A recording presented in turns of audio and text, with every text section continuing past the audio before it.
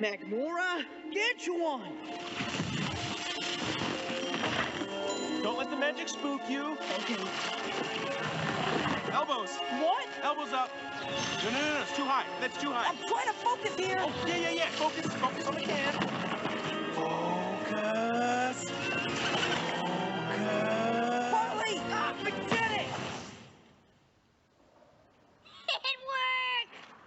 The can is huge! Ahoy there, lads and laddies.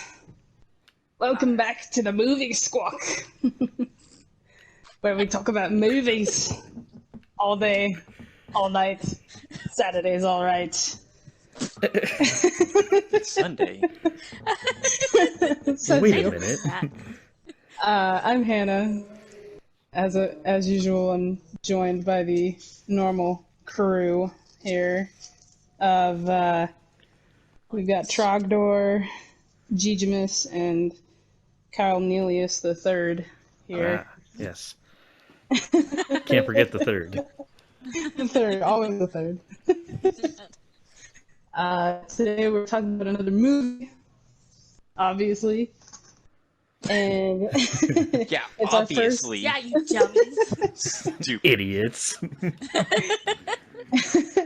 It's our first animated movie that we've done.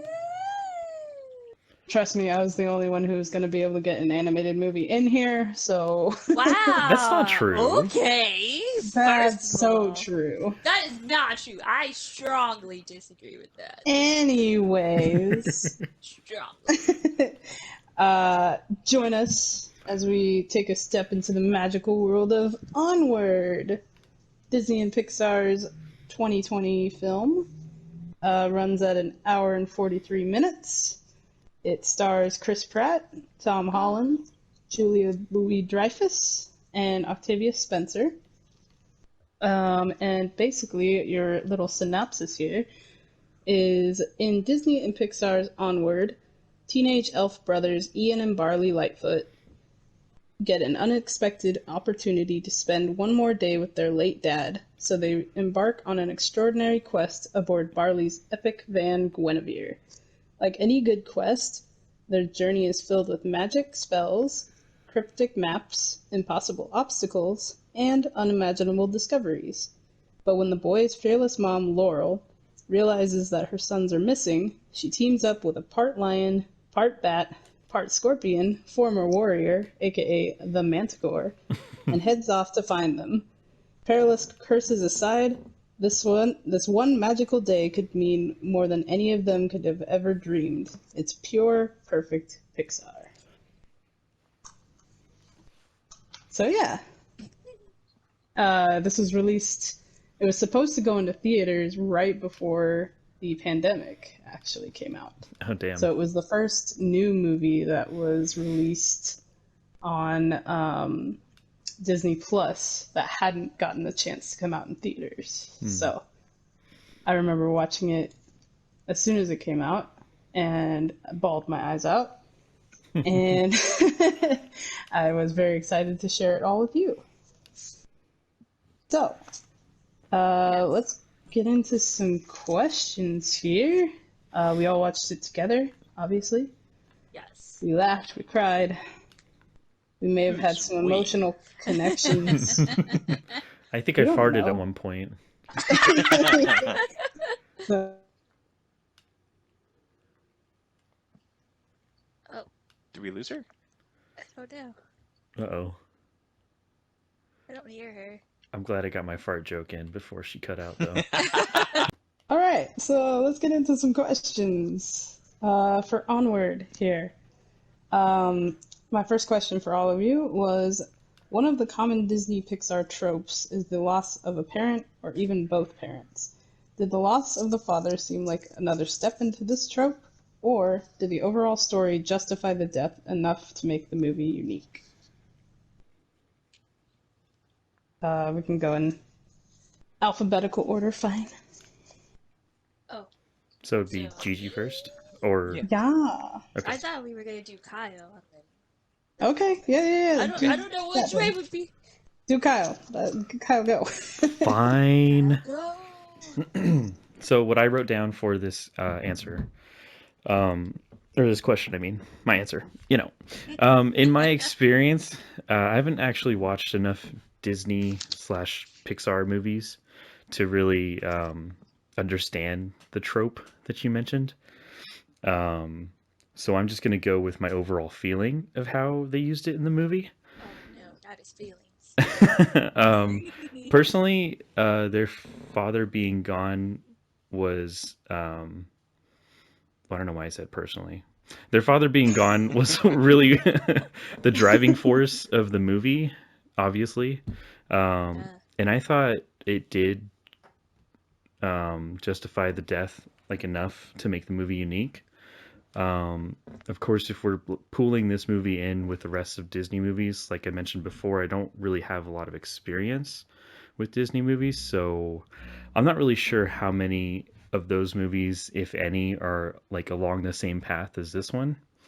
When it comes to like a parent being gone or deceased and the children getting a chance to maybe get some closure or whatever the case may be.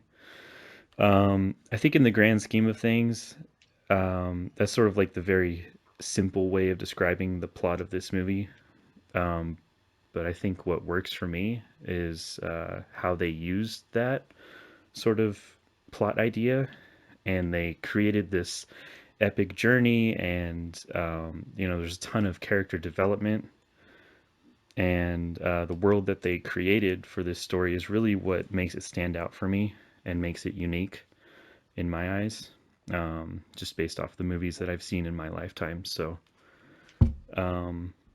I don't know about the trope, really, but for me personally, I think overall the story, um, it justified the death enough to make the movie unique for me. So, yes. Okay. For me, I disagree with Kyle, Oh, or at yeah, least of with his course. ultimate answer. I put Obviously. no. The dad was already dead when the movie started. Um, for me, I didn't feel like this was about the loss of a parent, but instead of dealing with the grief of a parent, or in another way, if you had a chance, how far would you go to say goodbye? So, to me, those are two different things than like let's say Guardians of the Galaxy, where in the very beginning Peter Quill loses his mom and he runs away, but in this movie the dad's already gone, and like they're just trying to live their life without him, move on. So they Mhm. find out they get a chance to spend one final day with him, so they're trying to just um, I guess finish the spell because it was interrupted halfway through, so they got to spend like what 23 hours with his legs. Yeah. So I don't think it kind of went with that trope of like, oh hey, look at me, I'm losing one parent, or look at me, I'm an orphan or something.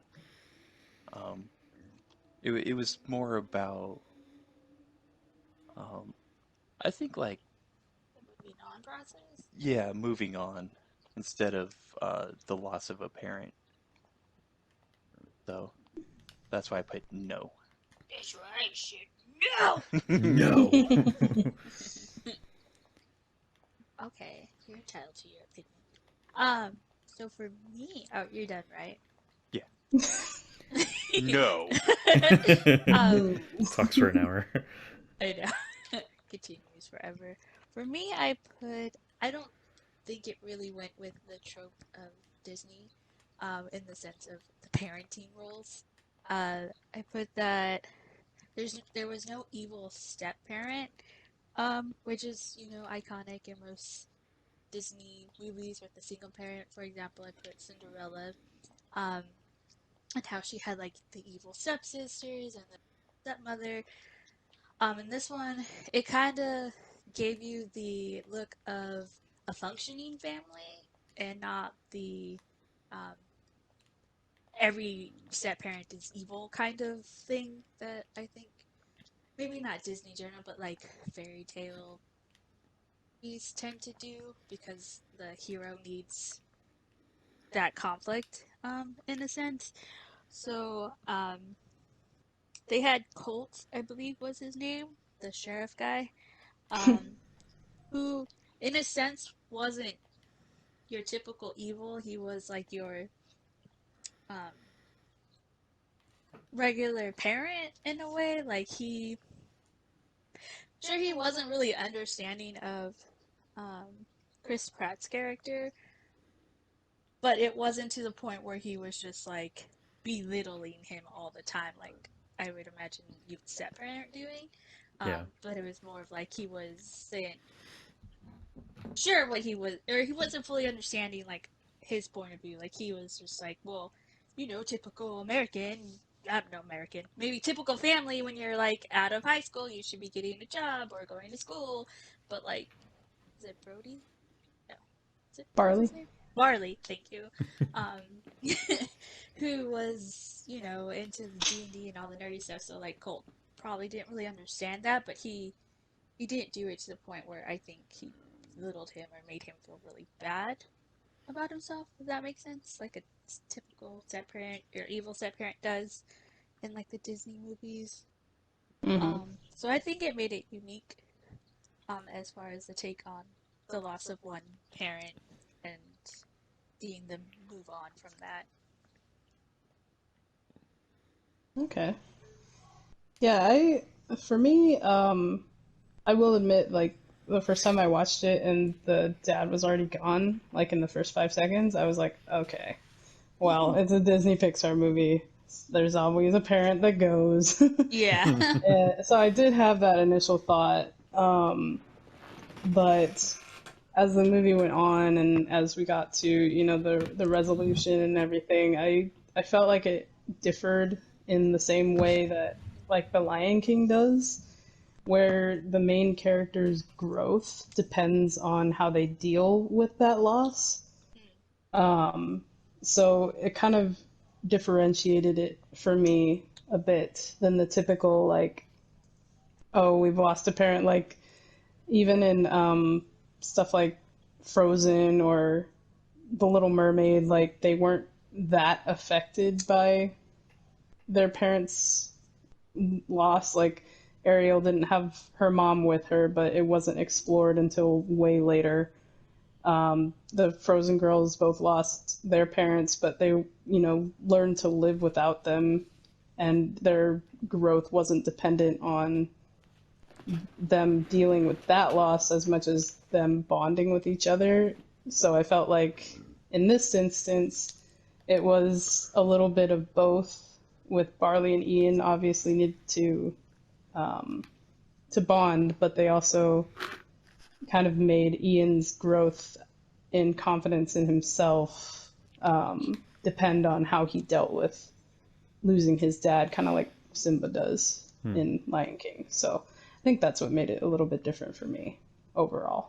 But I did have that initial thought of like, trope. Dead parent. Knew it. Yep, must be a Disney movie. Okay. The second question I posted for all of you is, what were your thoughts on Ian's choice to let Barley be the one to see their father at the end? I thought it was a very touching moment. I also thought it was very big of him to let Barley be the one to see their father. Going into more depth on it, obviously, you watch the movie, you know that Ian's the one that never really met their father. He was already gone when he was born, before he was born. And Barley did somewhat. I think he said he had like 3 or 4 memories of his father, right? 3. And then 4. he said 4 because he didn't 4 mention about overall. the, Yeah. yeah. I was going with what he originally said, Yeah. guys. I'm being movie accurate, guys. So I think in that instance, or I'm sorry, that scenario, I don't really think that there's like a right or wrong choice, but I don't know if there really would be a right or wrong choice. And then, getting to know these brothers over the course of the movie, um, what makes Ian's choice justified for me is, of course, when Barley is talking about how he never got to really say goodbye to their dad. And for Barley, it really kind of like broke his heart that he couldn't bring himself to do that for their father. And I think from Ian's standpoint, he probably made one of, if not the most like difficult decision that he'd ever have to make in his entire life, to not see his father that he never got to meet.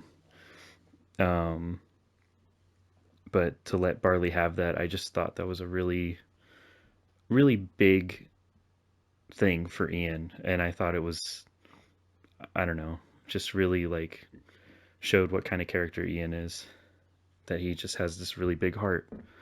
And I think it was just another step in the right direction for him and Barley's relationship as brothers. I thought it was a great choice.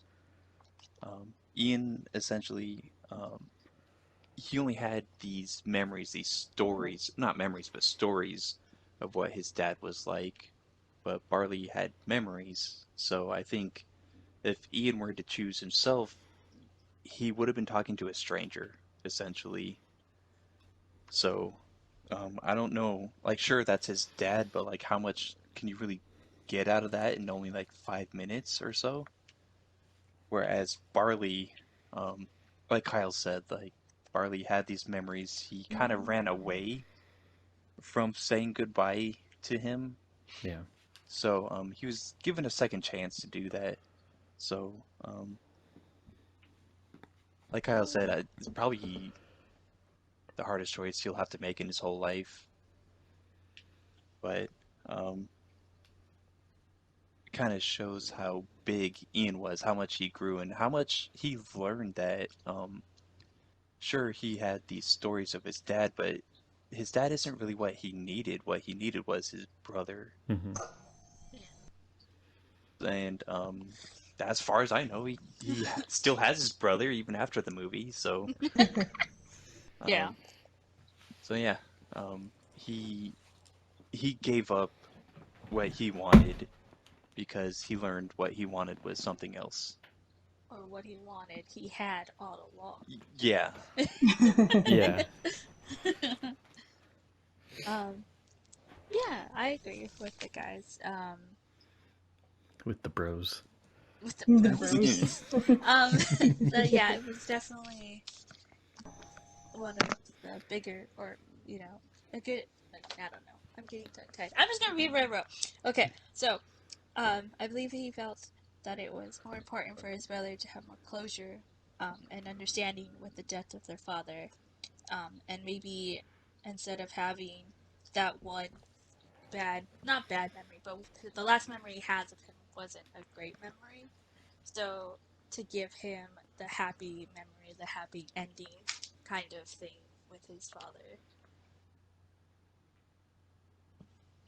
Yeah. That's Gotcha. I completely agree about his Ian's wants versus his needs.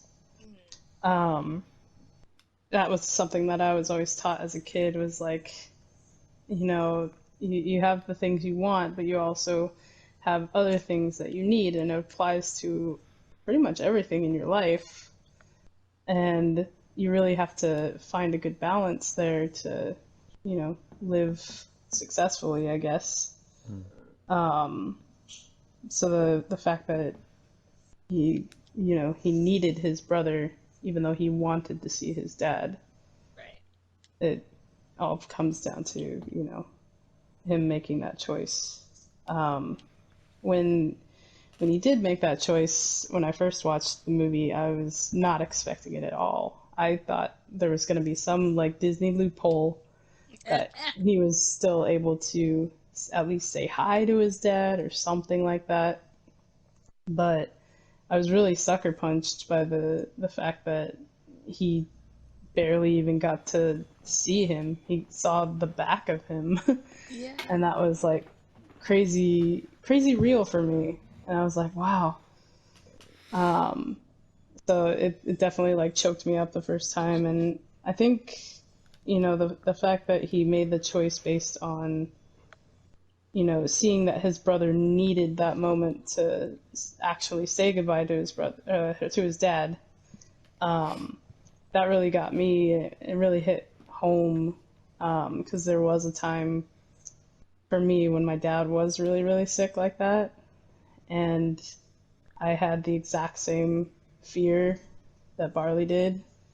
Like just seeing your loved one like hooked up to a bunch of tubes and machines. It's scary, and that just hit so close to home to me. I felt like, you know, what if I never got the chance to, you know, say goodbye to somebody because I was too scared. If I got that chance again because of, you know, the blessing of one of my siblings, I would be more than grateful. So that really hit home for me, and that I thought that was like probably the best moment of the movie. Was just seeing that choice made, and that grown-up decision, because he was, you know, confident enough in himself and in his relationship with Barley that he was like, yeah, I can let this go. So I yeah. agree with you though. I thought it was gonna be a Disney loophole going on there, and that his dad maybe, you know, reaching over the rocks to go help him out, and I'm like, oh, and then it didn't happen, and I was like, oh shit. Yeah, I Yeah. was expecting them to perform this spell again, and they get like another 24 hours or something instead of like Yeah. finishing it up. There was, I just like, because it's, you know, Disney and Pixar, and those are generally aimed at kids, I was like, well, there's got to be some sort of loophole here that makes it a happier ending. Yeah. Right. You still got a happy ending. It was just Yeah. way more mature than I thought it was going to be, and I was like, wow, this is good stuff. This is hashtag It's Disney gold. Nope. Yeah, it's gold. Okay. So our next question was, did you think that Barley was a screw up from the start of the movie? If so, how did your impression of him change, or did it change at all? Um, I wouldn't necessarily call Barley a screw up.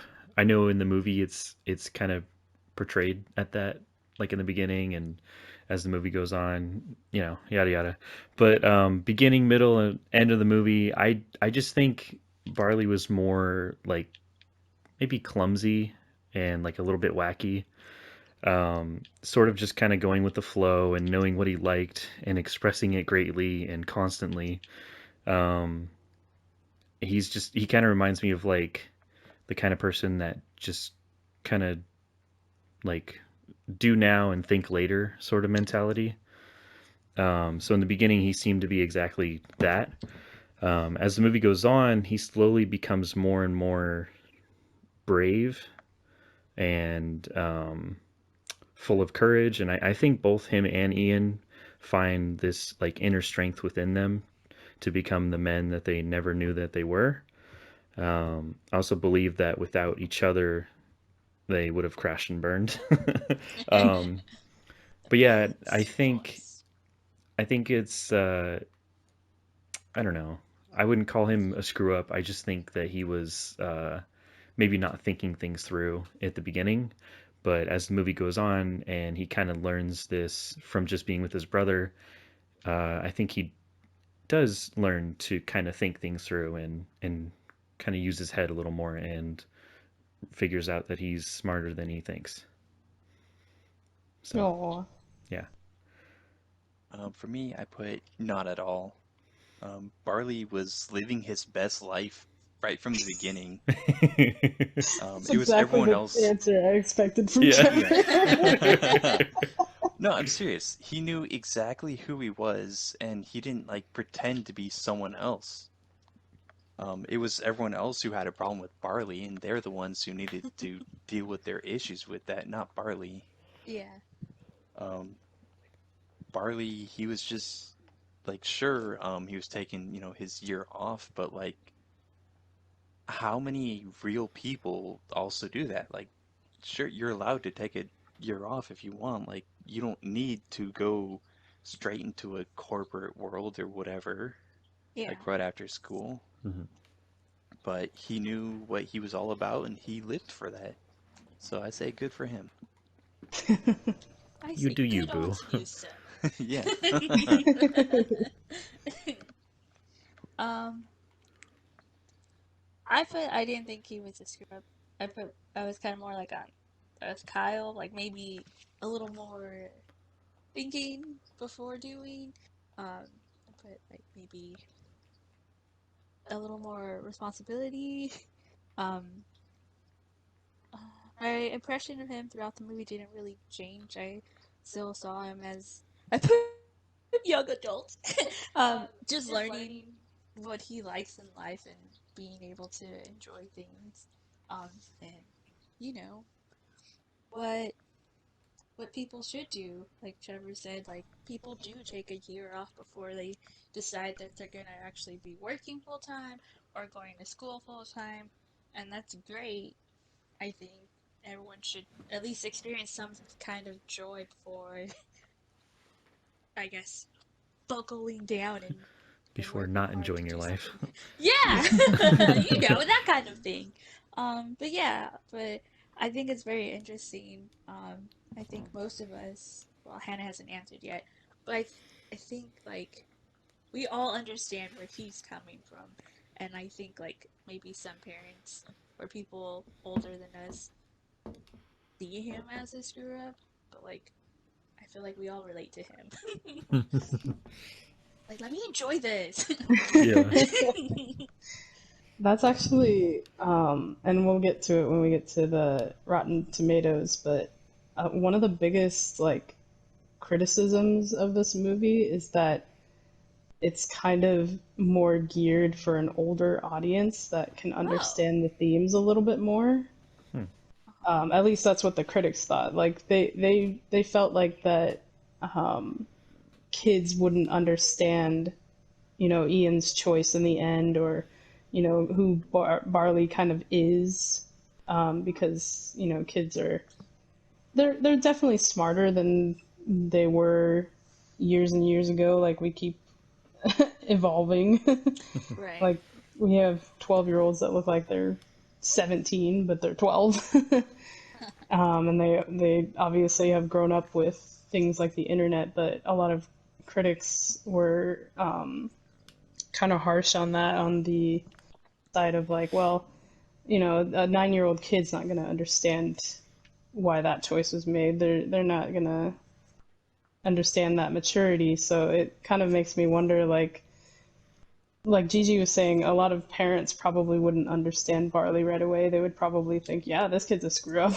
Right. Because Yeah. it's like a different generational thing. But I Yeah. also think like a younger kid would be like, oh, he's just the silly one. Hmm. Yeah. And But they, at the same time, like, there are kids who have gone through the loss of a parent or even less than that, like maybe a divorce. So, like, they that's true. understand what it's like to not have a parent there, and then maybe you have like a And silly older sibling. sibling or something Yeah, like that, Mhm. you know? definitely. That's true. Yeah, it's So, interesting. critics, come on the For me, as far as Barley, I related to him instantly. Like the second that I saw that Quest of Yore table all set up on like Yeah. the D&D game, I was like, yes, this is show. my man. Yeah. My man. Yeah, my man. um, and like the line with his mom saying "world's longest gap year" always gets me because he's just like, I think I've mentioned this on our other podcast before. Like the one character that I think I relate to the most is Bartley. Right. Just like he's the guy that, listens to the hard rock music. He's the guy who's into all the nerd stuff. He's, the older sibling that feels like a responsibility for his younger sibling. Well, Hannah, I will Whether say this. I'm sure you smell a lot better than he does. That's debatable. No, I'm kidding. Oh, okay. Self burn. No, I think for the position he's in the family and his role, and just some of the like fears and everything that he has, like I never thought for a second that he was, a screw up. I instantly related to him and I empathized with him immediately, and I was like, this is, the kind of character whose confidence I would love to have. Even though I relate to him on the nerd level, like he has a confidence that I don't know that I'll ever achieve, but it's pretty cool. He's living free. He's living free. And like even the fact that he's right on most things just because he's trusting his gut, like the fact that there's that underlying like, yeah, Barley's actually right. They needed to take the path of peril or whatever. Yeah. It's kind of cute that, on a very mature level, people would be like, no, that's stupid. On the level that Ian was at, he was like, no, that's stupid. But, in reality, like, yeah, that's exactly where they needed to go. So, yeah, Barley's cool. I like Barley. Yeah, Barley reminded me of like a mixture of Hannah and Trevor. Trevor's Trevor's confident. Oh, Yeah. absolutely. Okay. Our next question is, do you think there's something in our world that has faded out with time, like magic has in the world of Onward? Yes, there's plenty of things. The one that first came to my mind though was music, buying music specifically, like records, CDs, all that stuff. Because in today's day and age, as the people say, The Killers. there's plenty of ways to get music for maybe not for free. Well, yeah, for free, but also under like subscriptions to like streaming and all sorts of stuff. And then there's also YouTube where you can just literally type in any song that you're thinking and someone out there has uploaded it, some version of it. Maybe it's not the best version, but it's there. And I just think it's one of those things that back in the day, obviously that didn't exist. And I don't really know exactly what it's like because I never lived in that time era, obviously. But Obviously. but I know that back in, as early as even the 90s, like it was hard to get, maybe not hard, but it was definitely not as easy as it is today to get music. And back in those days, obviously a lot of people were buying music. They had records and CDs and cassette tapes, whatever else people had. I think records was probably the big one, like way back when.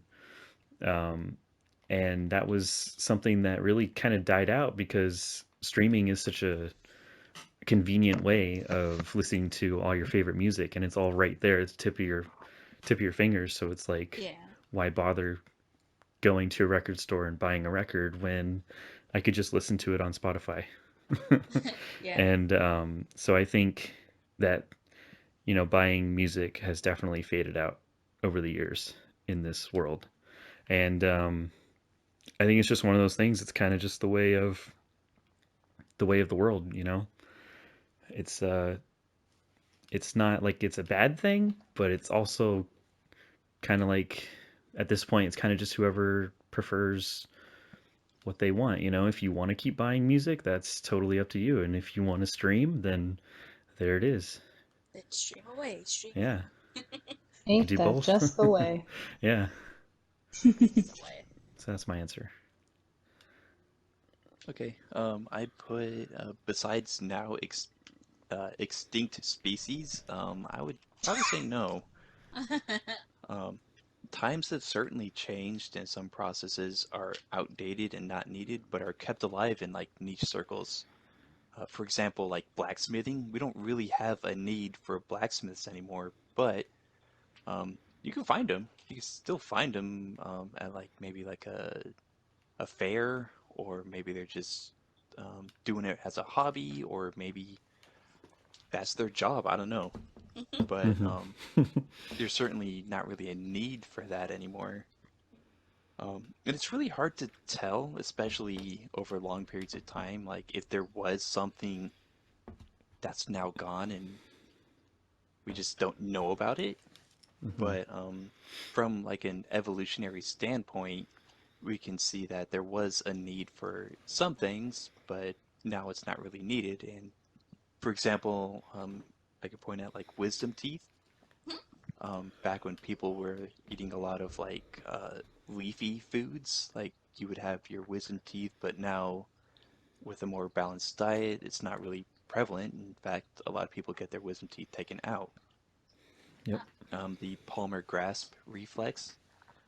Yes, I looked up a lot of this stuff. I don't know what that is. Basically, babies, like even like newborn babies, if you push into the palm of their hand, they have a grasping reflex, Oh, okay. which would suggest that early on, like, um, Babies were yeah, hammering babies would need to grab stuff hammers. even at like such an early age, but Like a now G.I. it's Joe action figure. yeah, Kung Fu grip. like here, baby, take my gun.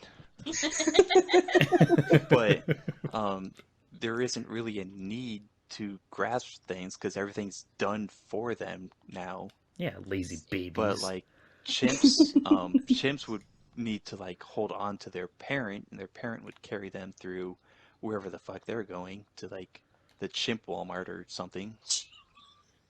Chimp Mart. Chip Walmart. Oh my god. But these things would suggest that yes, there was once a need for something, so maybe there was something that's now gone from our life, but we just don't know about it. Yeah. And we just have these features that would kind of suggest there was something. Hmm. Just Interesting. Sounds about right. okay. Um, so for me, I put storytelling in the sense of like families passing down storytelling. Oh, like an oral tradition. Yes. Oral. Oh, do you and mean I an just oral put tradition? so I put like the meaning behind or the why behind like family traditions, at least for my family.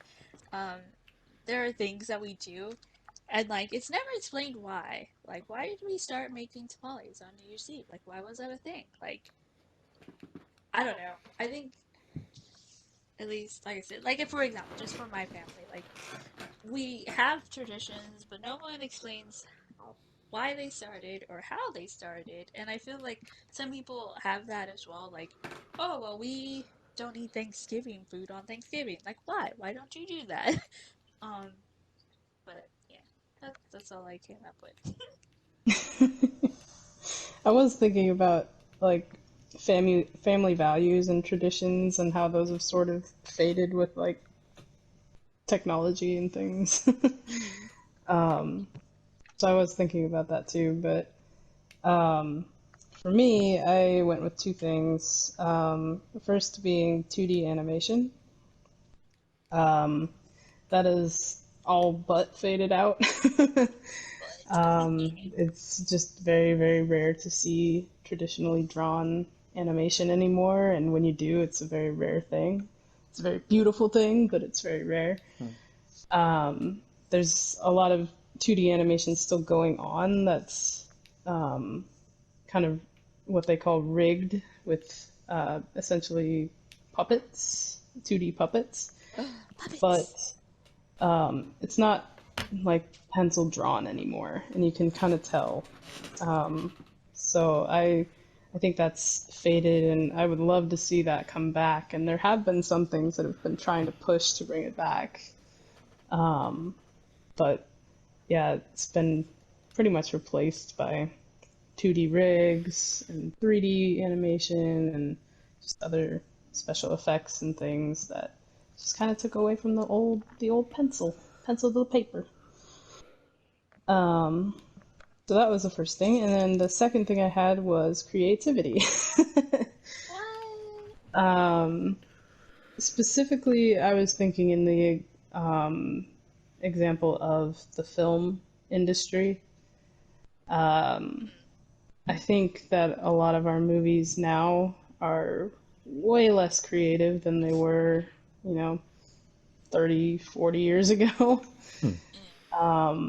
There was a time when, people were just busting out movies that, were there was a lot of derivatives from like books and things, but there was also a lot of just like independent things that were wholly created by a team that was completely original. And I think as we've gone on, we're just getting remake after remake, and things are like we found a book, let's make a movie of it. We found another book, let's make a movie of it. Yeah.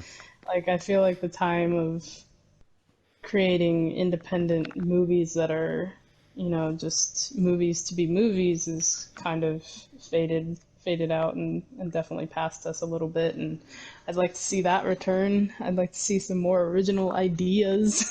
Yeah, definitely.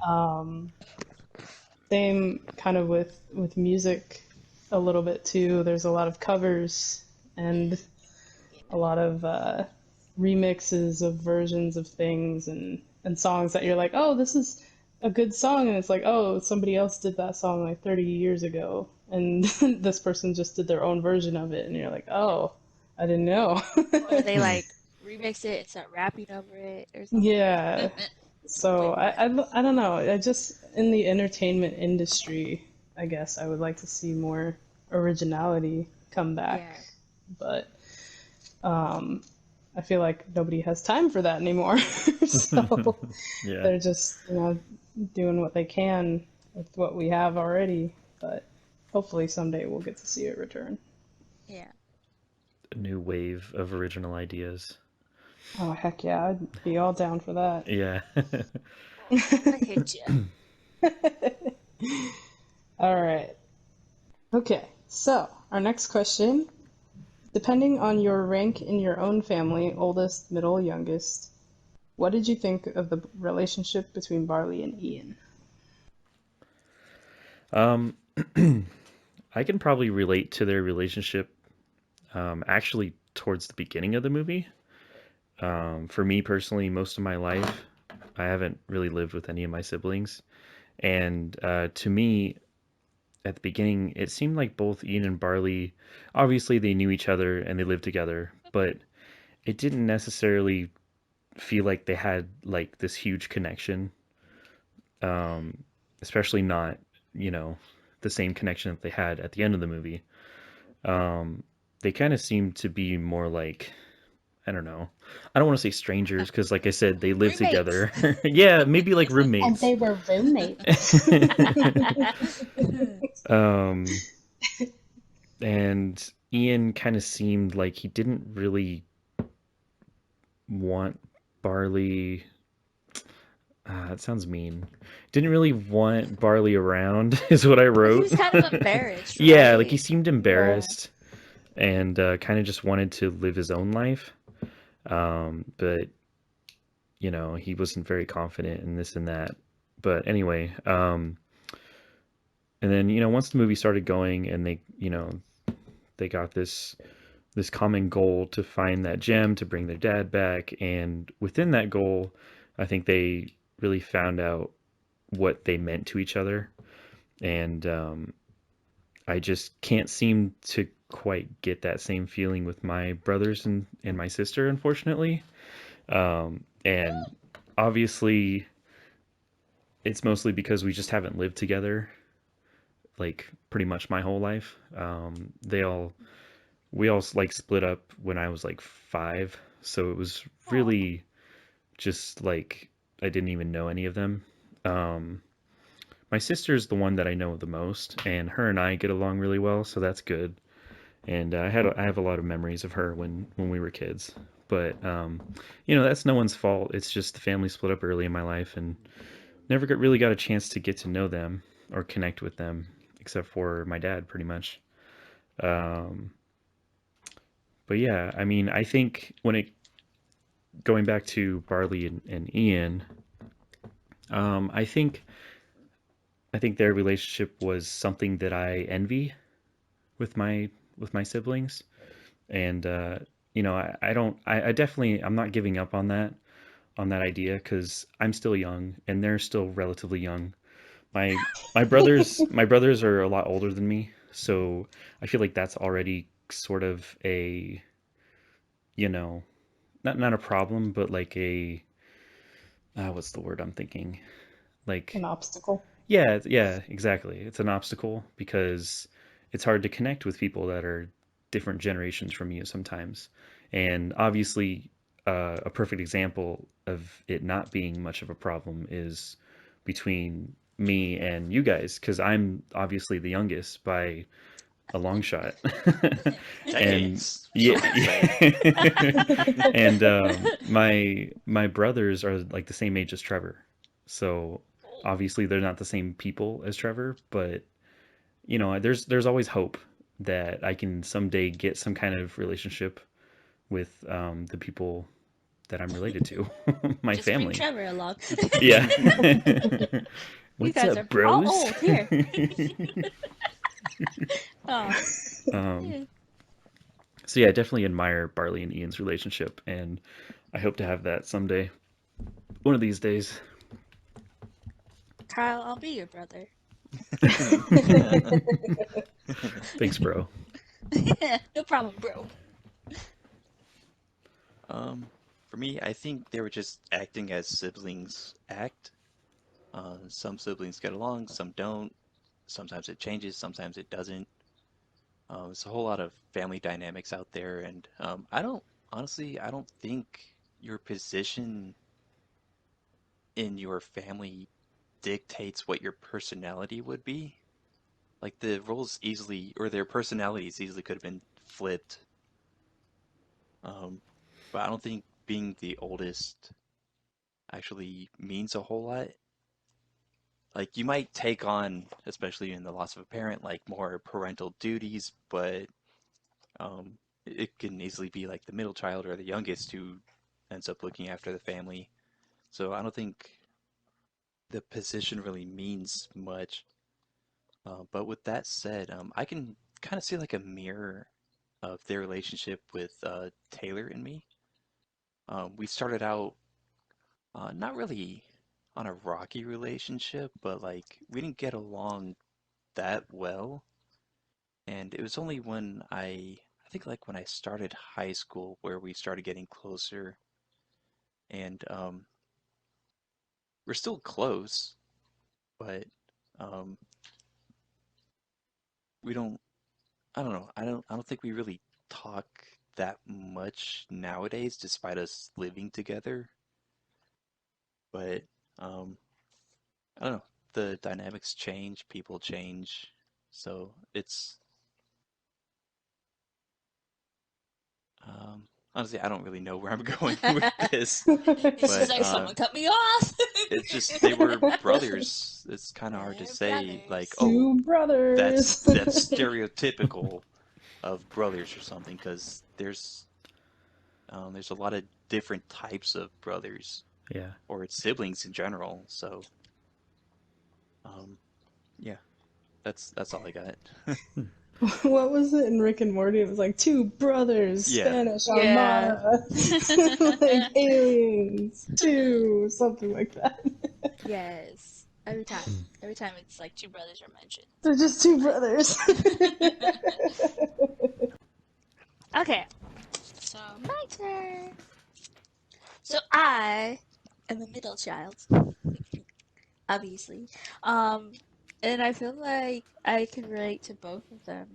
The feeling of trying to be a good example for the younger child, um, but also choosing not to follow the older sibling's advice because you don't want to be just like your older sibling, so you just go the opposite direction. Um, yeah, so I feel like I could relate to both of them or understand where both of them were trying to come from. Um, I don't. For me, my siblings. I mean, if anything, in the dynamic of things, like me and my younger sibling were definitely a lot different than my older sibling. She would be more of like the Ian, like the proper, the I'm gonna be the responsible, everything's in order type person, and then me and my younger sibling are like, I'm gonna do what I want. So it's very interesting. I don't think we've ever had I mean we had like disagreements, but never to the point where like we were beating up each other because my mom at one point would be like, okay, you guys want to argue? Go ahead and fight. And then we would cry because we wouldn't want to hit each other. So that's our relationship. Your mom was making bets. She was like, all right, who's getting knocked out in the first 5 rounds? Come on. But yeah, that's my siblings. We are very close. And the older we get, I feel like the closer we get. Especially like with us being further apart from each other. But like I think Trevor's mentioned before in previous podcasts, there's always a family group chat, there's a sister group chat, like we're always in connection with each other. Hmm. So yeah. Cute. Yeah, I Thanks. think when I was coming up with this question, the reason I put like your position in your family is because I just wanted to get like your perspective based on where you're at. Hmm. Just because, I'm an oldest sibling, so I'll never know what it's like to have an older sibling. So I've always been curious about that. Because I guess with my relationship with my siblings, I have the nerdiness that Barley has, but I have the same like responsible, logic-headed, like gotta impress people type of personality that Ian does. Like who's always worried about something. Yeah. And with my siblings, being the oldest and being like the guinea pig for everything, I was always like, well, I got to set the example. I got to, be the example for them and make sure that, I'm looking after them and making sure they turn out to be okay people. Like that just felt like a responsibility that I had being the oldest sibling. So it's interesting to see that I guess with Ian and Barley, they're, a bit older. And I think as my siblings and I got older, our relationship changed, obviously.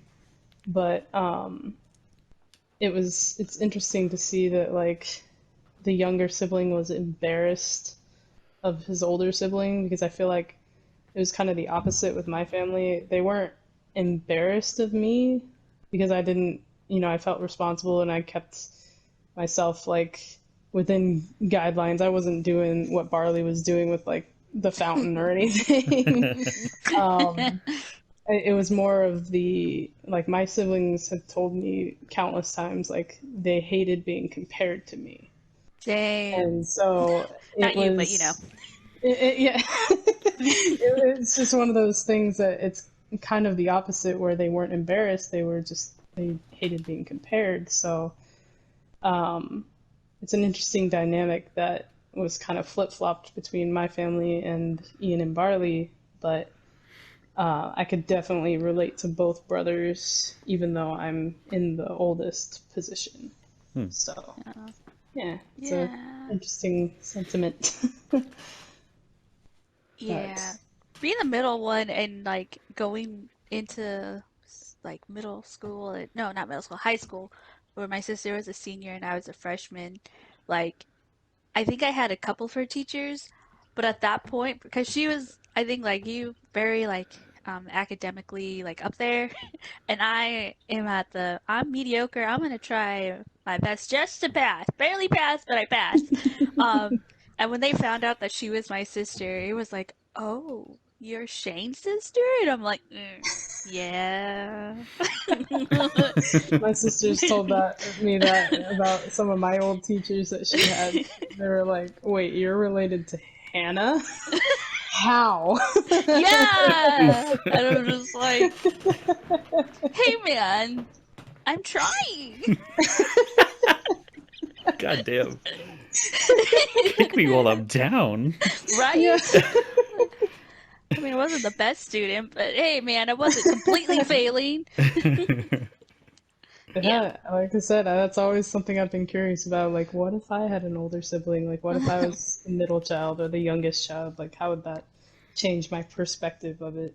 But Well, if you like being compared to others, go ahead. Get an older sibling. go right on ahead. Do you have that happen? Did Taylor ever tell you? No.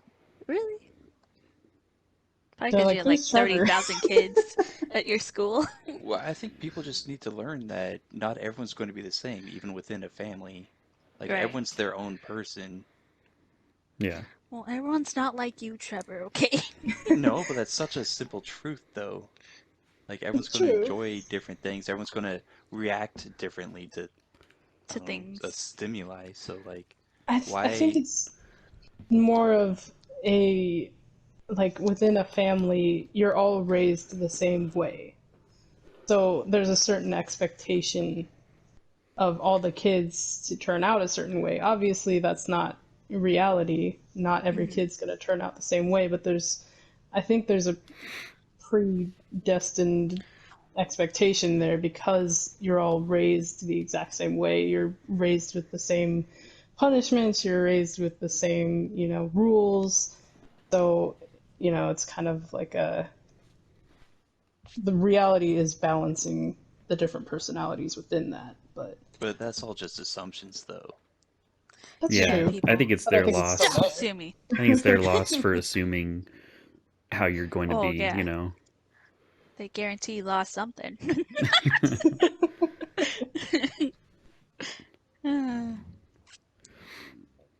Anyways, the next question I have is, do you have a list of things that you'd want to do with someone that you've lost or don't see often? If so, what would be on it?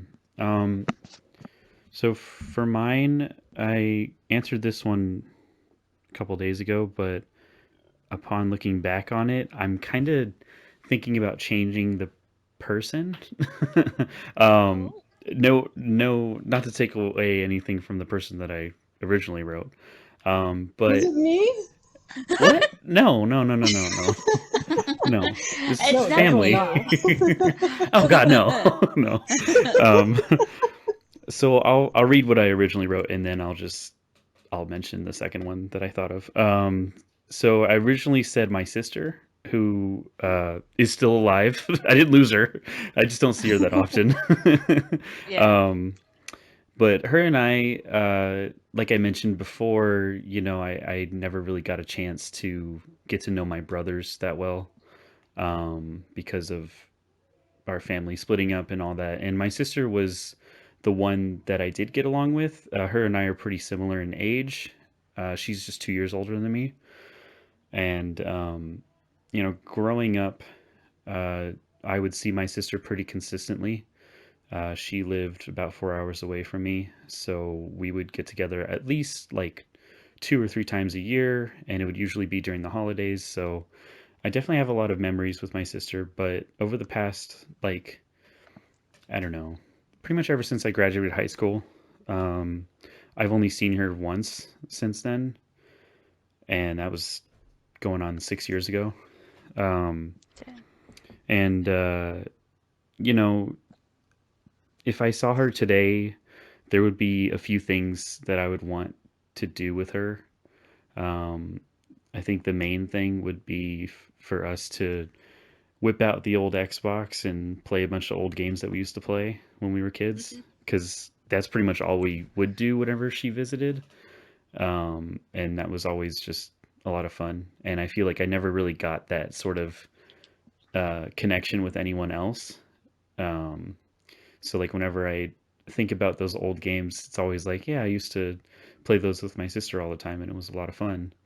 And then we'd also watch like SpongeBob and Scooby Doo, and we'd watch all these cartoon shows. So I would probably want to do that with her. And then another thing, whenever she would visit, it was usually my grandma that was the one kind of with us all the time. Like whenever we drove up to pick her up and take her back to the Bay Area, it was always my grandma. There was like one time when it was my uncle, but other than that, it was always my grandma and me. And the three of us, we would always just hang out. And there were plenty of days where we would hang out at grandma's house, and like we would just do like just things that are so like on the surface not that fun.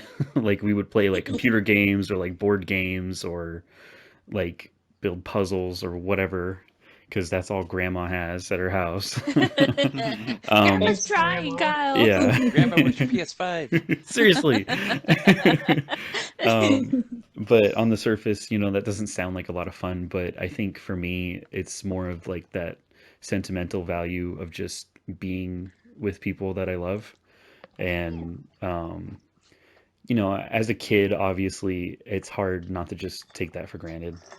But looking back on it, it's like, well, I remember it being fun as a kid, and it would be nice to do that again, because it's definitely something that can happen. It's just, I don't know, there's just this thing called life where we just don't make it happen. And I kind of wish things were a little different, where we could just be like, hey, let's find a time next month or whatever where we can take a couple days off and see each other and hang out for a little bit, or even just one day we meet halfway and it's like, it's only a 2-hour trip for both of us. Yeah. And like we've done that once before, and I kind of wish we've done that more. But I don't really have much of a list, but I think the list would compose of those things, just kind of doing things that we used to do when we were kids. And then the one that I kind of thought of more recently was my dad, actually. He's been gone for almost 2 months.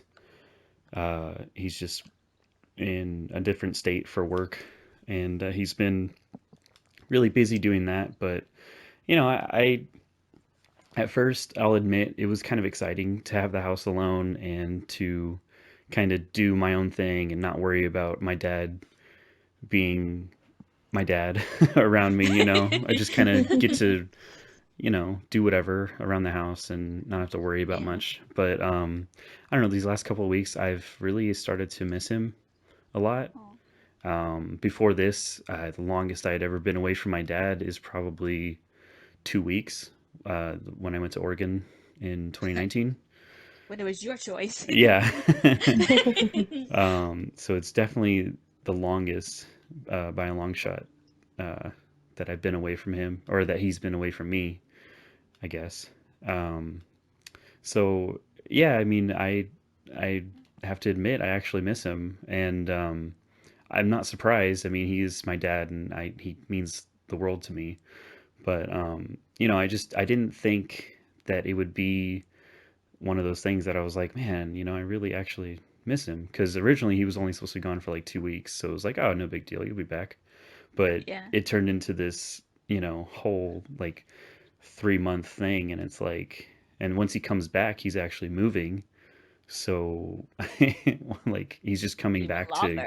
he's coming back to get his things and then moving to another state. So it's Okay. definitely like, I don't know, it's starting to affect me a little bit. It's like, well, I kind of have to realize that I'm going to be without my dad for the first time in my life. And I'll manage, but, I just hope that when he does come back, I'm probably going to have a list of things in my mind that I'd like to do with him before he does officially leave. Like, Aw. just watch a movie with him, eat some junk food, just all the stupid shit that we used to do. And Yeah. you know, my dad's not a hard guy to please. He's very laid back and just wants to watch movies, so I I would I would do anything to do that with him. So, yeah. Yeah. Do you guys talk Oh yeah, we every day talk or like often? Yeah, well, that's every, good. every other day. I mean, you know, we're both busy with work, but Yeah, we obviously. we talk at least like 2 or 3 times a week. Oh, that's good. Yeah. So, it's cool. Yeah. Oh. I did. Okay, let's lighten this up. Dear. I put not really. As of right now, I don't have regrets, but Definitely lightened it up. like I talk to the people I want to talk to, and I'm gonna add on. Wait, didn't you say there was another answer for you, Kyle? Yeah, Yeah. it Oh, was his It was sister okay. my and then his dad. dad. Yeah. Yeah. Okay. Come on, Trevor. So growing up, I didn't have a lot of friends. In high school, I pretty much just spoke with Nick, and everyone's met Nick, even if it was just like for a really brief moment. But Nick, he was not as nerdy as I was, but he was more of like a theater geek.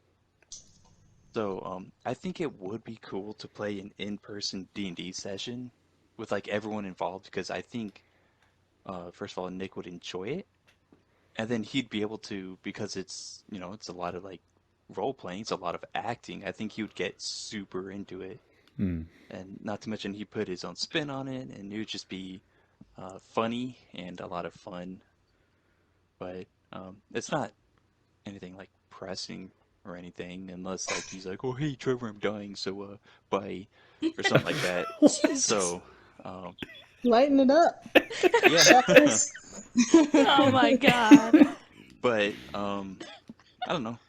Like it's like I said, it's not pressing, but if it happens, cool. If it doesn't, that's fine. I talk to the people I want to talk to. It's fine. I do. More power to you, Okay. Trevor. Yeah. So I don't really have like a long list of things that I would like to do. But I just put that I would like to spend a day with my grandpa. Um, and like doing something that he likes. Because anytime I visit my grandparents, it's my grandma and my grandpa. My grandpa is more of like a sit and listen kind of person, and not like a talker unless it's something like he's really interested in. Um, and like one of my uh, earlier memories of him was he took us out fishing, and like that's the most excited I've ever seen him because he got to share one of his hobbies with us. Hmm. Um, and then usually if we went to my grandparents, my grandpa was gone, my grandma was like, "Oh, he's fishing," and like I know he's talked about taking us out on his boat, but I've never actually had the chance to. I don't think they still have their boat, but um, it would be something I would like to do. Like I said, it's something that I know he enjoys. My grandpa isn't a very, I'm gonna tell you personal stories kind of guy. Um, but the older he's gotten, and the more life has happened to him, the more I've learned things about him, like his time in the Navy, things about his parents, because he doesn't, like I said, talk about them. So I think to spend the day with him doing something that he enjoyed, fishing and cooking together, and just letting him talk would be, I think, a very interesting day. Oh. Yeah. I'm not Nice. crying, you're crying. Trevor's crying. Yeah, Obviously. Oliver. Weeping Willow over here. For me, I said my old roommates from college, my little threesome group. Threesome. Threesome. Well, I mean, all four of us were roommates For some group. for some group, whatever. What? I don't. I know, exotic. I don't get to see them very often, and when we were in college all together, we really bonded over the, I think, 2 years we were roommates together, and we try to see each other at least once a year if we can, but COVID and stuff has made that a little hard. Yeah. So last year was the first year that we haven't like physically seen each other, and it was hard on everybody. So I'm, kind of really sad about that. But my list with doing stuff with them, like we've always wanted to go to an amusement park all together. The last time we tried, the place was closed. It was Great America, actually. Oh my God, Great America. Yeah. Oh. So we didn't end up going there, but we went to like Dave and Buster's, and that was the closest we got. Nice. So we've always wanted to go to like an amusement park all together, and I just miss like being able to sit and talk with them. We do Zoom chats every once in a while, but that's just, not the same. So Yeah. yeah, if I could, have a day to just like hang with them, talk with them, go to an amusement park, just like share an experience with them, I think that would be awesome. Yeah. Hey, Hannah's roommates, come on the show. Come on, let's all Zoom together. I'm sure they don't listen to the show. We'll do a virtual theme park. It'd be totally fun. A virtual theme park, like Zoom Yeah. Tycoon. Yes. Make our own roller coasters. I mean, we can in the forest. Oh, that's true. All right. So, last question. Trevor came up with this one. What would be your wizard name? Oh God. So, I think it was before the show when we were talking about this, but I had a hard time with this. I'm not very good at coming up with names for myself or for any characters. I'm creative, but to an extent, and names is not one of my strong suit. So the one that I ended up going with, I just thought of something that I do a lot, and that's hiccups. I hiccup a lot, so I just called myself the consumer of hiccups. Cute. Oh Would my it be God. Kyle? Like, would it start with Kyle, the consumer of hiccups? Yeah, Or would it sure. just be- It's kind of Yeah, long sure. already, so I was like, I think I'll just do the consumer, but yeah, like Kyle, the consumer of hiccups. That's my power or my weakness. You decide. With Oh, great man. power comes great responsibility. Exactly. Okay, for me, I would be an illusionist wizard, and my name Oh. would be Trevor the Tangible out of irony. 'Cause we can't touch you. Yeah. Oh. And then like Ah. everything would be fake, but like people think it's like very grand and shit. Like I'd have like a 20-story tower or something like that, but it's really like just like a really small shack because it's just an illusion. Yeah. Like everything would just be fake. Everything's fake. Got it. You sound proud about it. Yeah, I'm just adding on details. Like all I had planned was the name, and I'm just adding on details right now. I'm He's got a adding full everything. character sheet. He's ready to go. Obviously, it started out with 16 wisdom, probably. Oh my God. 19 know what they're, intelligence. Yeah. Stop! What's happening? Hey, I thought we were talking about Onward here. I know. I was gonna say this isn't our D&D Yeah, session. it's a is new it? campaign we're starting up right now. With our wizard. We're all wizards. I don't think that's gonna work out well. You're a wizard, GD. Oh yeah. You're a wizard, Gigi. I too have a hard time coming up with names, hence Hey. why I had the same username since like high school. So, so I have two. I put Gigi, or no, I put Giggles the mediocre. like a clown. Well, I was like, well, I laugh a lot, so I just went with giggle. Well, it's like a mediocre laugh. Yeah, like I'm okay funny. I'm not like super hilarious. I'm just okay.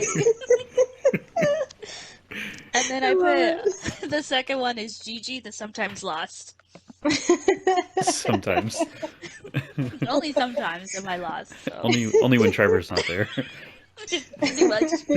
But like it's so easy to find him in the store. I just look up.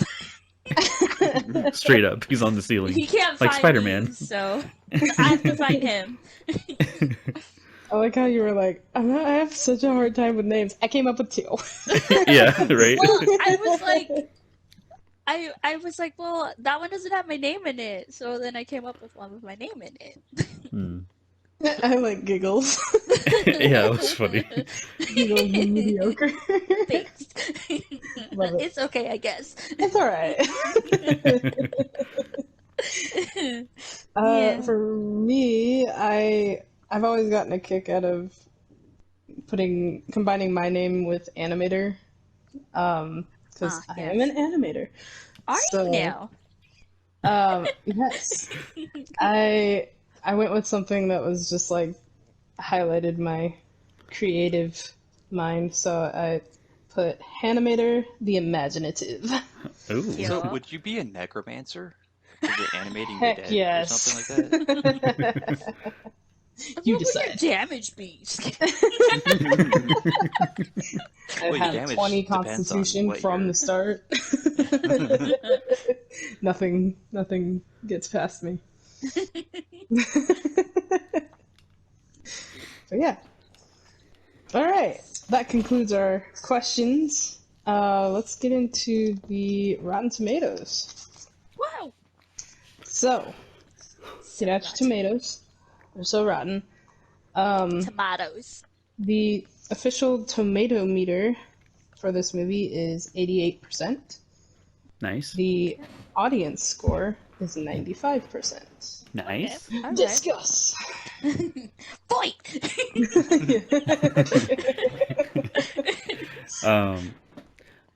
Yeah, I agree. I mean, 95 and 88, it's kind of mostly the same. Hi. I would probably steer more towards the audience score because I really did enjoy the movie that much. So I think a 95 is a good score. But I also think 88 is like that's still a really good score for a movie, but I don't know the context of why they put it at an 88, but there's got to be something that the critics maybe didn't like as much.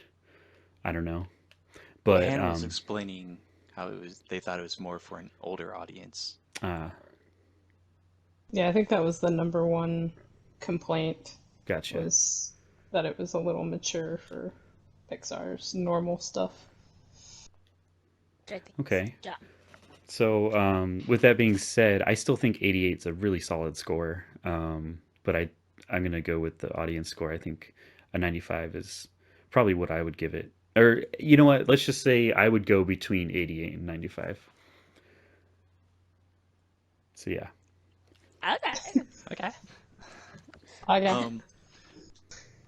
I would probably agree more with the audience score. I really enjoyed the movie. I'm not really one to nitpick, so I'm not going to. But yeah, I agree with the 95%. This was definitely a solid movie for me, at least. So you would watch it again? Yeah, definitely, at some point. Same. She's like, tonight. Yeah, she's Tonight, making a tonight. face right now. You got something to say, Giggles? No, I agree. I agree with the audience score of the 95. I agree with Kyle. The 88 isn't a terrible critic score. I mean, you can't always please them, so I think Yeah. overall pretty good. Yeah. Yeah, Pretty good. animator. I also agree with the audience score. I was kind of confused as to why the critic score was lower than like a 90 or 95 at least. Just because this one it was solid and it wasn't, derivative from a lot of other things. Like it wasn't a sequel to Toy Story or any Yeah. of their other properties. It was like the first original one since Coco, I think. Oh, So, dang. I was really happy to see like another original property from them, and the animation was beautiful. Hmm.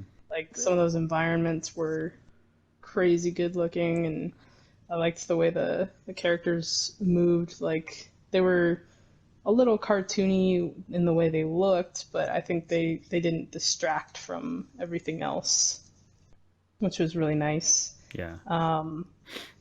But yeah, I think it's a solid story. I do I can see why they would see it's like a more mature theme, but I still think, like Kyle was saying earlier, like kids can still, understand this stuff now. Kids are smarter and I think they understand the themes just as well as we do. I think Trevor said So, oh, did Trevor say that? I'm sorry. I think so. It was a long time ago. In a galaxy far, far away. But yeah, I would say I agree with the audience score. It's definitely in my top 3 for Pixar. So Nice. I like it a lot. I think it's cool when like a newer movie makes it into someone's like top 3 or top 10, like it's refreshing, Yeah. It's like there's still totally hope my out dude. there for good movies. Yeah. Yeah. Exactly. Yeah. Like I was saying earlier, like creativity is sort of fading, and I was half expecting another Toy Story movie or something, or another Monsters Incorporated, just something they could easily make money off of. Mhm. But this was, original, and I think even from the first trailers, I was pretty impressed with the animation, but because they didn't really reveal anything about the story in the first trailers, I was like, maybe I'll pass on this one. And then I watched it and I was like, I was wrong! I was so wrong. It was so wrong. What did I do? Because I don't know about you guys if you'd seen Toy Story 4, but I didn't like Nope. Toy Story Nope. 4 that much. Did not watch it. I haven't So- seen it. I was less impressed with their sequel than I was with their original, so I think that's always a good thing. Next thing is the what would you change category. What would you change? Okay. I see. I don't think I would change anything about this movie. I think it's along the same lines as God. What was that movie? I think it was Fargo. Fargo? Fargo. Fargo? Another one that I genuinely enjoyed through and through. So I think for me personally, there's not a thing that I thought of that I would change. Of course, upon hearing everyone else's ideas, I'd probably be like, "Oh yeah, I didn't think of that." But that's just how I go. Sometimes I just can't think of anything. So I genuinely enjoyed this movie enough to be like, you know what, this was a really good movie, and I really enjoyed it for what it was. So I wouldn't Solid. change anything. Yet. To be Um, continued. I put, are we allowed to do spoilers? Yeah. I Not mean, really yeah. much of a spoiler, but they're mean- near the end of the Ravens thing. Or no, they're I think they're going to like the last one, and then the cops are coming up, and then Barley puts a rock down on the pedal of Guinevere just to like he's like aiming it to so it would like hit the rocks and then like crash and shit. Yes. I would have had it like miss the rocks for kind of like a comedic effect, like oh shit, like I just really fucked up. But then like it still somehow stops the police, like they're just like looking at it like oh shit, flying car, like what do you guys are like gotta get out of here or something like that. Gotta go. But overall, I wouldn't change. I don't think I would change anything else. But just I guess like because one of the plot points was like, is Barley a fuck up? Like have him actually fuck up that thing, but like it still works out for him. Mm. I guess that would have been if the car didn't work. Yeah. Uh, so for me, um, I agree it was a pretty solid movie. But I am a sucker for a good soundtrack, and I was kind of hoping for like a song or something to stand out. I'm like, yeah, I can jam out to this, and I feel like I didn't get that. But that's just me. You didn't Like, like the Rise to Valhalla, which was the song that like was playing while Guinevere was going into the rocks. well, it was a depressing moment, sure, but like, I needed one solid hit, man. Something that I Like, could go, I need to hear that song again. so something other than like an instrumental, you're talking like You want a some song sort of that you know. soundtrack song. Not like necessarily lyrical. Like something instrumental, I guess would be fine. But I don't know. I just feel like they were okay. They weren't like when he was like, "Oh, this is our what is it?" It was like journey music or Oh, the Quest music. yeah, the quest music. Like I wanted something epic, and I mean it was okay, but like I wanted to feel epic.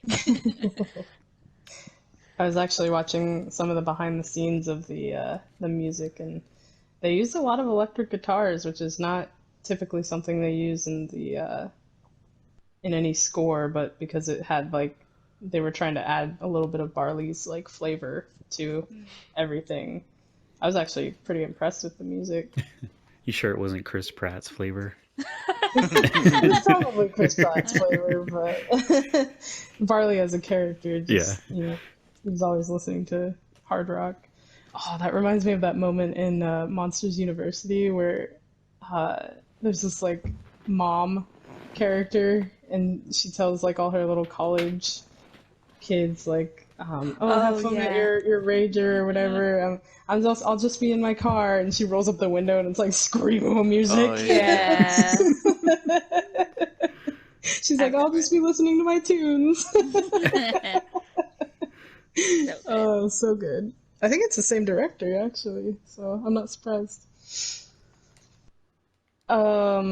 For me, I think the only thing that I might change, and I don't even think this was like a big hindrance on the movie, but I probably would have had a little less of the mom and the manticore, and substituted that with like a little more bonding for the brothers, because I felt like a lot of like their quest, especially towards the end of their quest, was sort of montaged. Um, to where like you didn't see them travel to each raven in real time. Like you just saw them travel, and then oh, here's a raven. Oh, here's another raven. That kind of thing. Um, I think I would have liked to see a little bit more of the brothers bonding, like maybe a conversation or something while they were walking to the ravens or something like that, and just a little less of the mom and the manticore. Like I understood where they needed to be in the story, but I feel like there could have been a version where there was a little bit less of them, but that's just me. I did really enjoy them overall, but Yeah. there could have been less. A little less bonding. Just a little. So yeah, we'll round out this show with our fave scenes. Breh. Bleh. Okay, So my favorite scene, it's kind of funny because Trevor just mentioned it as something that he would alter. I did like the part where Barley used his van. What's the name? Guinevere. Guinevere. And that music that was playing, I thought it was really epic, and I thought that scene was just, I don't know, it was just one of those like cool like epic like sacrifices, but it was a van, and I thought it was just hilarious, but also like I don't know, another step into Barley's character because he's obviously he cares about his van a lot, and I thought it was just another kind of like um, what do you call it? Just like another addition to his character, and His to van won't judge him. yeah, Well, it and kind of is, because it shows that he cares about the quest more. yeah, Then his van. Yeah. His Yeah. noble steed. right, and it was very epic, and it was obviously it's just a van, but it still sort of felt like this like ultimate sacrifice, like he's doing this for the quest, he's doing it for Ian, for their father, for all these things, for the greater good. Yeah. um, and I just thought the whole scene was just it was funny, but it was also really like epic and serious. But yeah, I like that scene. I have two. Ooh. The first one is the corruption of the Manticore. How like she's just trying to be like this tavern owner, and then they're just like, oh hey, we need to find this stuff, and then she's just trying to like brush them off and like take care of like these other customers, and then she just gets all like angry and fucking burns down her tavern. I've been living a lie. Yeah. And then the boss fight at the end, like this game was pretty much like a D&D spin-off. So it was nice to have like a dragon boss fight at the end. Even with And his then- cute face. What? With his adorable face. Yeah. And then it shows Ian's mastery of these spells that he's been trying to use throughout the whole movie. Like you can see him actually being a wizard in a sense. What? Yeah. I think Okay. yeah. Did you finish? Yeah. Oh, okay. So I also have two. The first one is the dancing scene, where they're kind of like getting frustrated with each other, if I remember correctly. Mhm. And then the dad just like starts dancing in the van, and then like brings them together to dance together. I've definitely maybe not had that exact moment, but my mom tries to make us all dance together sometimes, and I'm like, I can't dance, Mom, I can't. But she still does it, and we all look ridiculous, but it's still fun. Yeah, you guys do. Yeah, Trevor! And then I also like when the Manticore Manticore. pretty much becomes beast mode and like burns shit to the ground, and like pretty sure I said yes girl during that, so You did, yeah. so that was beautiful. Do your thing, I girl. like that. Yes. Yes. So yeah, those are my two. For me, I have three. The first one is every moment with shades in it, like with the little pixies being like, "You got a problem, Shades?" and it just like leans over. Yeah. That Or was like good, when yeah. he's like leaning out the window with the arm. That should have me cracking up. Yeah. And like, oh no, daddy, like pops out the back of the van after he's like doing his drunk walk. Yeah. Just all the shades moments. Those kill me every time. I also like when Barley is like trying to get him to do the shrink or the grow shrink spell. He's just like, focus, focus, and then he gets shrunk. He's like, well, it looks like you shrunk me. He's like excited because like, you did it! Oh no. It's like how nonchalant he is about when he realizes it. He's like, look like you shrunk me. Like he's just going over it as if it's like a normal thing, even though he's Yeah. like freaking out, like, oh my god, you're tiny. Yeah. And then I also like the scene with them on the Cheeto Puff where Barley's telling him about the fourth memory. Like I said before, it just hit home for me on that one, and it makes me cry every time. But it's such a sweet scene that, you know, he's like, yeah, you only had three memories. He's like, actually, I had four. And it's like, oh no. Yeah. Yeah. But it's really sweet that they could share that together, and I just really love that scene. So, yeah. That's it for Onward. Yay for our first animated movie. Yeah, it was a good Now one. for backward. Yes, now for Backward. Yeah. And Kyle, do you have a tease for us of what our next movie Squawk will be about? Yeah, I do. I did come up with one. The next movie we're gonna watch is called Bone Tomahawk. It's What? it's a Kurt Russell movie. It's a Western. What did I say? Oh my God, Hannah What did did I it. say? Oh God. What? She mentioned that you would probably pick a spaghetti western. Pick a what? Spaghetti western next. Spaghetti Western? What's spaghetti Western? You never. Okay, never mind about that. just But Western. Well, I yeah. told you. Oh boy. I don't really watch a lot of Westerns, but this one's different because it's This actually one's different. it's a bunch of genres mushed into one. So it's actually kind of like a suspense mystery movie on top of it being a Western. It's just kind of set in Western time.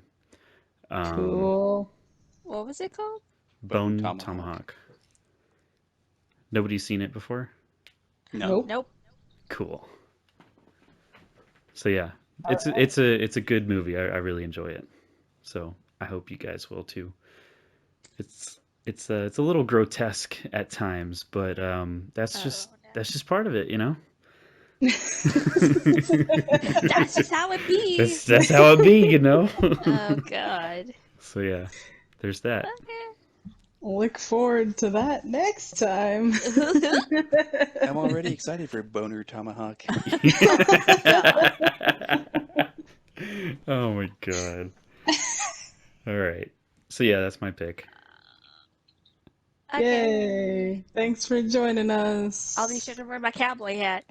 Yeah. All five of them. Get my You sound- assless chaps. You sound so excited, All Gigi. chaps are assless. Yeah. All right. Okay. Bye. Bye. Bye.